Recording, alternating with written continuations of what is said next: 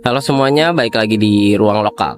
Di sini kami akan membahas kasus-kasus kriminal dan kejadian-kejadian menarik yang ada di Indonesia. Untuk episode kali ini, kami akan membahas tentang wilayah Bali, salah satu wilayah yang terkenal dengan beragamnya seni budaya dan tradisinya. Tapi sebelum mulai, jangan lupa klik tombol subscribe untuk membantu berkembangnya channel kami. Dan jangan lupa juga hidupkan loncengnya supaya tidak ketinggalan video-video menarik lainnya. Kita mulai.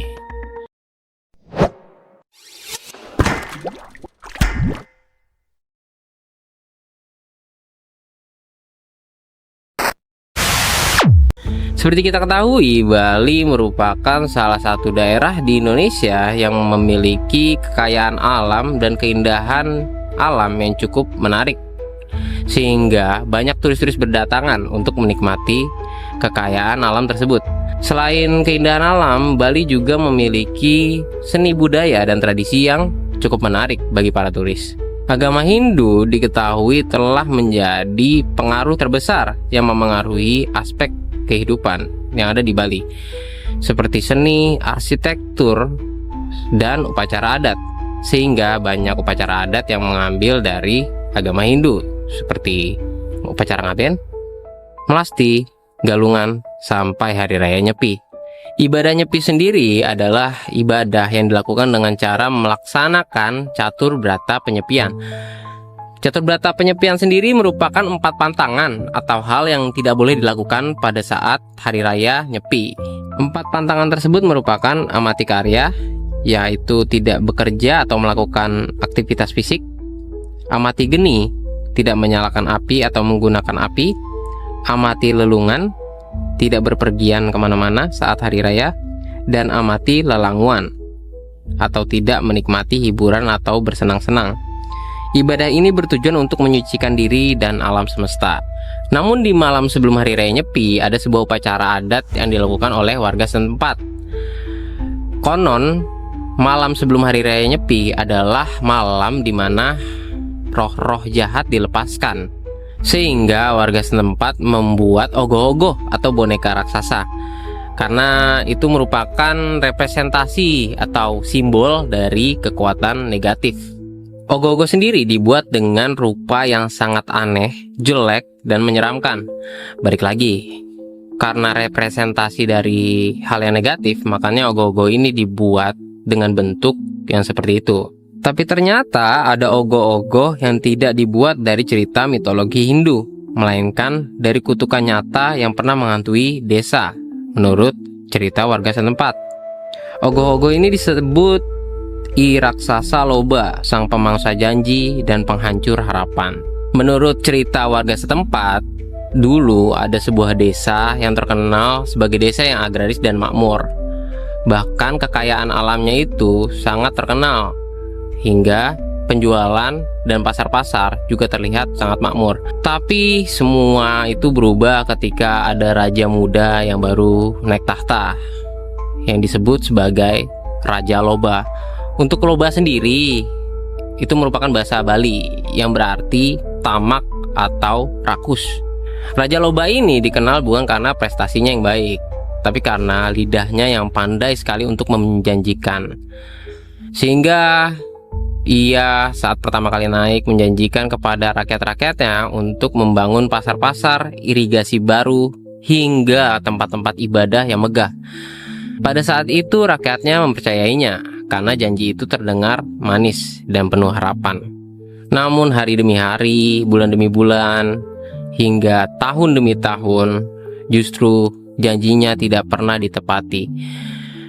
Rakyatnya akhirnya sengsara. Sebaliknya, sang raja justru hidup dengan penuh kemewahan.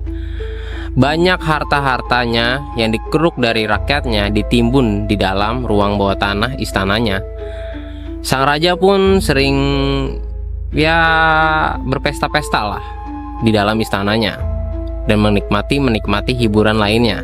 Perilaku raja serta keserakahannya justru mengundang energi negatif.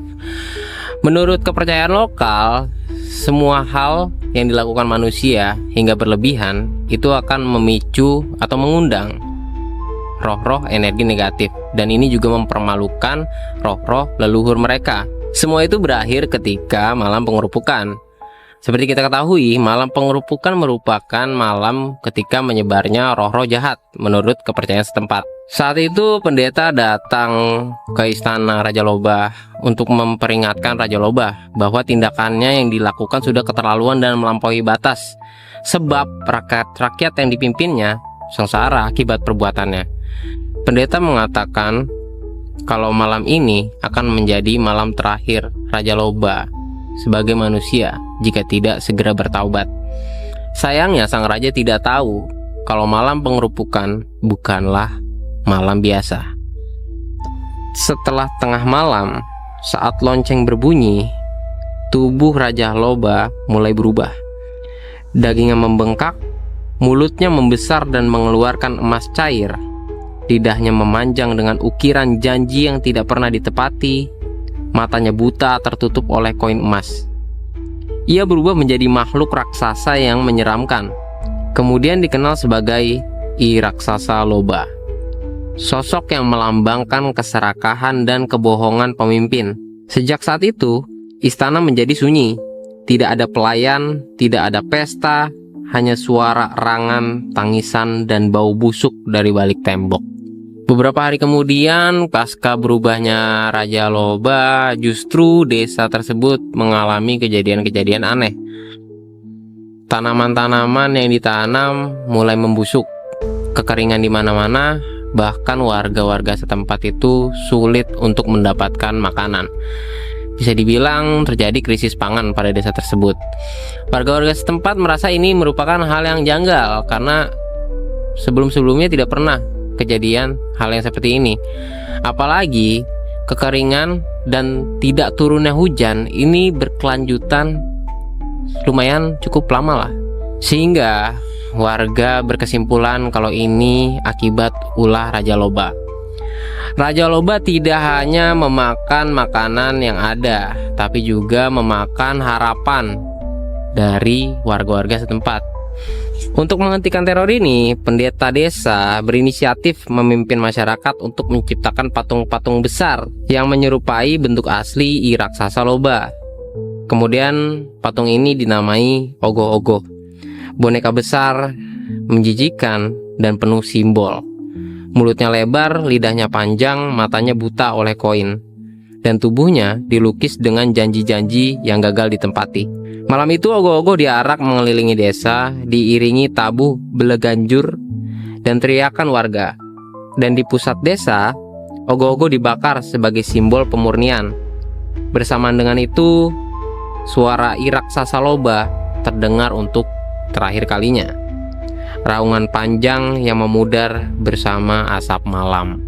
Semenjak saat itu, keadaan desa perlahan kembali pulih. Hujan mulai turun, panen melimpah, dan anak-anak mulai kembali tersenyum. Peristiwa itu menjadi peringatan kepada seluruh warga, sehingga warga membuat Ogoh-Ogoh I Raksasa Lobah setiap tahunnya. Bukan hanya sebagai simbol, tapi sebagai peringatan kepada mereka kalau ketamakan akan berakhir kepada kutukan. Ini tentunya menjadi pelajaran. Menurut kepercayaan warga setempat, energi negatif atau kejahatan itu lahir dari diri manusia sendiri.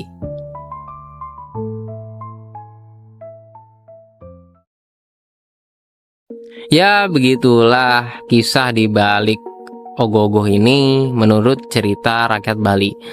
Jika kalian suka dengan video ini, jangan lupa klik like dan share ke teman-teman kalian jika ngerasa video ini bermanfaat. Kira-kira menurut kalian kalau ada pemimpin yang suka janji manis dan tidak pernah ditepati, pantasnya dikutuk jadi apa sih? Tulis di kolom komentar.